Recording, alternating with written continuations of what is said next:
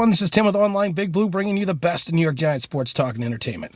It's the day after the Jet game. I wanted to wait before I did a video because of the fact that I really enjoy reading what I like to refer to as the Giant internet trolls. They are Giant fans that troll the team no matter what. If Saquon Barkley has a fantastic game, he is the greatest pick ever. If he's got a bad game against the Jets, then he is the worst draft pick we've ever had, and we wasted a second-round pick. Daniel Jones throws 4 touchdowns. He is the greatest quarterback we ever had. He throws an interception, has another fumble. He's then the worst quarterback we ever picked. I'm sick of what I like to call the Giant troll fans. You know what? Don't be fans then. Go root for another team. Go watch another team. You know, disparaging remarks after everything that goes wrong or something that goes wrong, and then having these wonderful comments when something goes right, you look more like an idiot than anything else. I don't read all of our Twitter comments only because of the fact that, you know, I don't want to get into it with anybody because it's, you know, these broadcasts are my opinion. But I laughed though. Yesterday I posted something that basically said, you know, bounce Saquon outside, run a sweep, you know, run a pitch play, you know, pull the tackle, pull the guard, get him out any space, run a screen, you know, or just run a screen to anyone. And then I received a comment on Twitter that said, well, you don't know what you're talking about. Saquon ran up the middle 98% of the time last year. Really?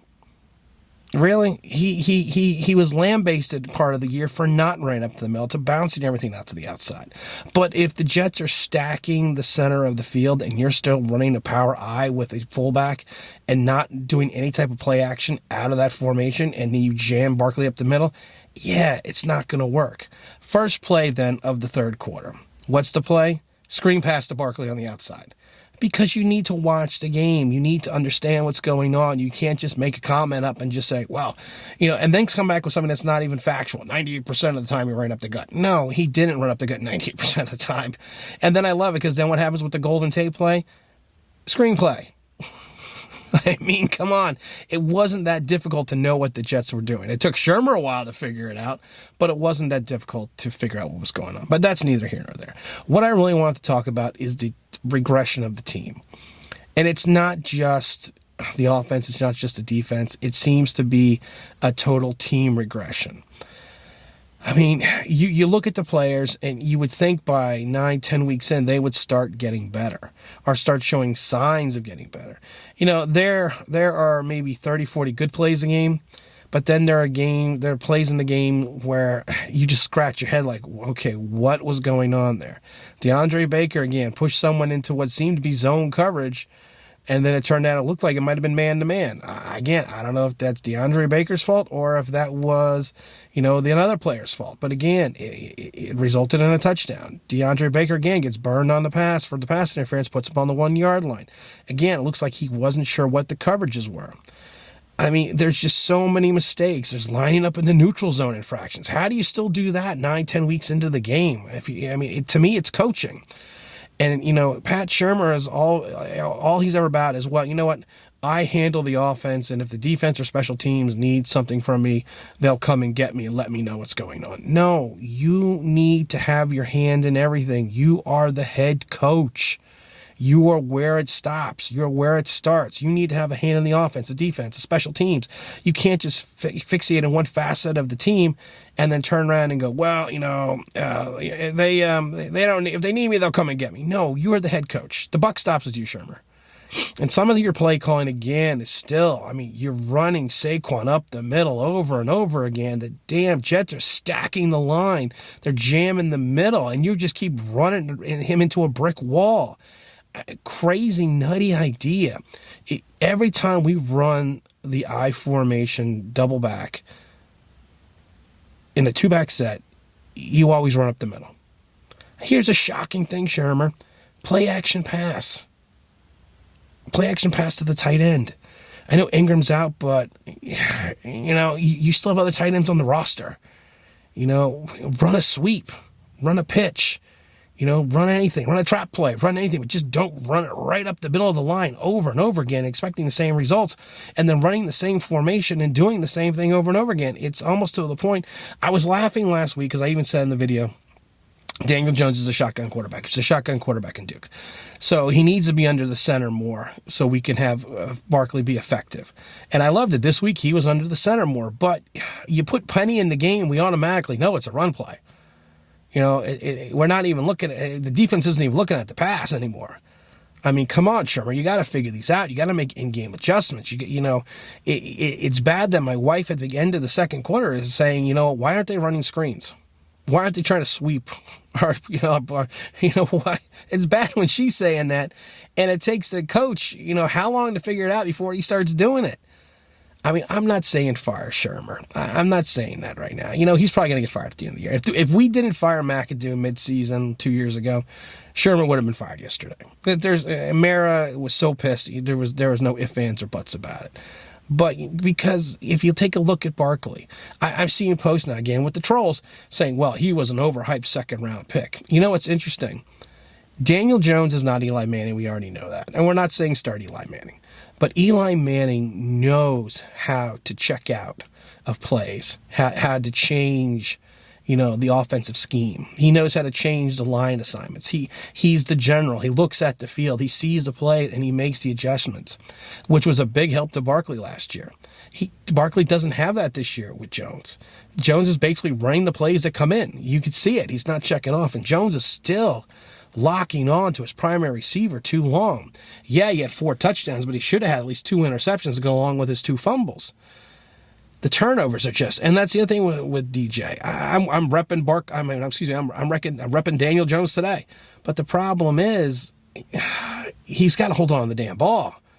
I mean, you can't let Adams come in, strip it away, and run in for a touchdown. I mean, come on. You can't fumble again. I mean, it's ball security. Now it's getting to the point where it's getting scary.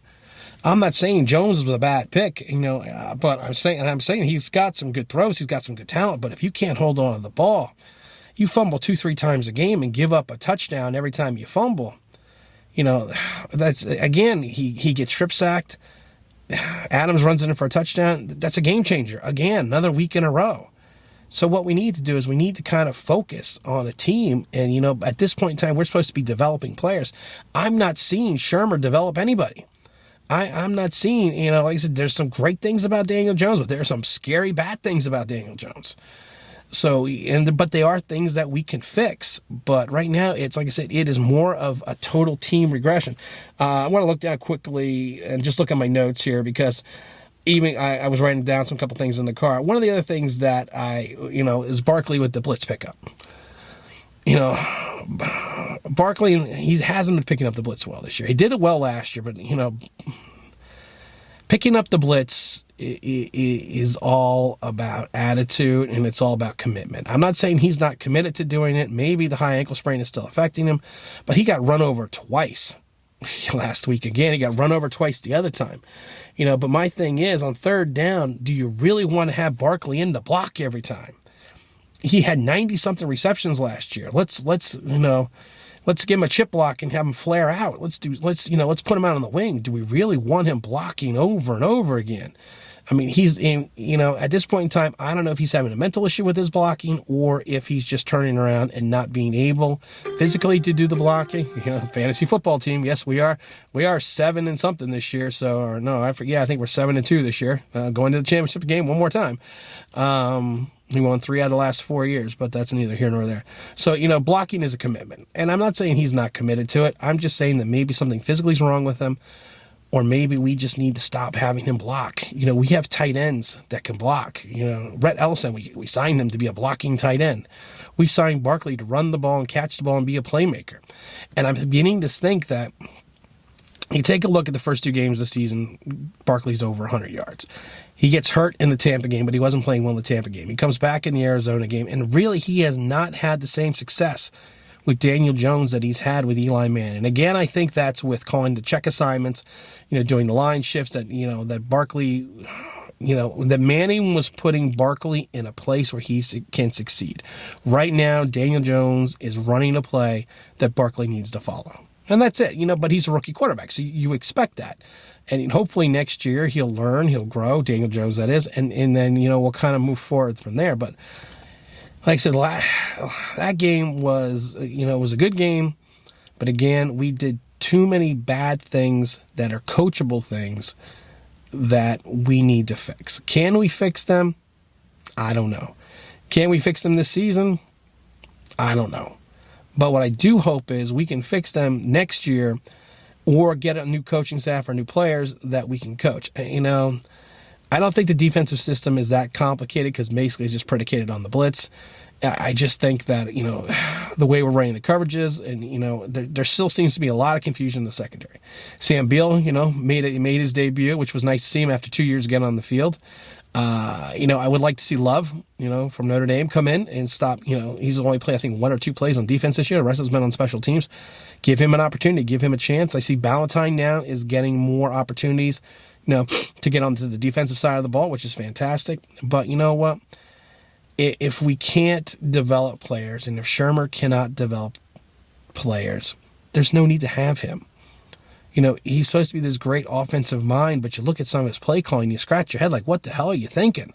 Yeah, we understand you got a rookie quarterback, but still, the guy's thrown 4 touchdown passes and 0 interceptions. You must have some faith in him. And the other thing that gets me about Dan Jones a little bit is him and Darius Strayton have a great chemistry, but he's locking on too much with him.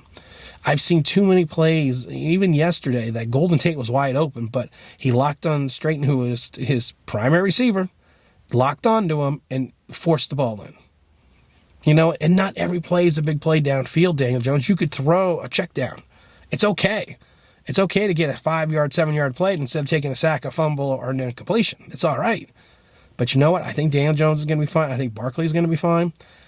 I don't think the team is going to be fine until we get rid of Shurmur. Is it going to happen? I don't know. I think it would have to be a complete collapse for Mara and Tisch to, you know, turn around and fire another coach, and, you know, before year 3.